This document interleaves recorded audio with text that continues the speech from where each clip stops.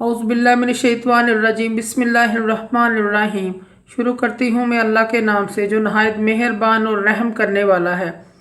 मोअज़्ज़ज़ सामीन कराम, अस्सलामु अलैकुम रहमतुल्लाह व बरकातुहू। उम्मीद है आप खैरियत से होंगे।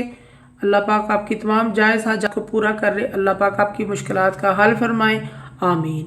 हमारा आज का मौजू है ख्वाब में आटा देखने के हवाले से।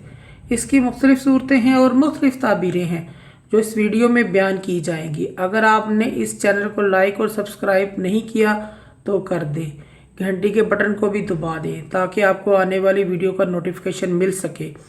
आज का हमारा मौजू है ख्वाब में आटा देखने के हवाले से। ख्वाब में आटा देखना मालो हलाल की अलामत है, बगैर रंज के हासिल होगा।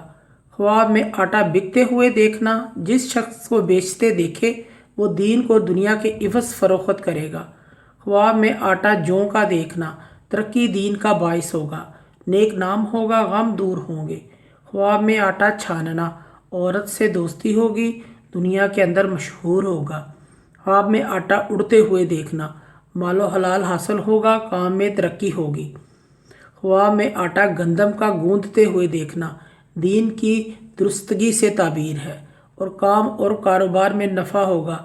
ख्वाब में किसी और को आटा गूंदते हुए देखना तो ये रिज़्क़ और रफ़ाही कामों में मशगूलियत की अलामत है। ख्वाब में गूंदता हुआ आटा देखना इसकी ताबीर और नस्ल के बढ़ने से दी जाती है, और ये भी कि इसके दरख्तों पर फल भी ज़्यादा आएगा या इसके कारोबार में तरक्की होगी। अगर वो खेती करता है इसकी खेती में तरक्की होगी। मेहनत और मशक्क़त के बाद रिज़्क़ हासिल होगा।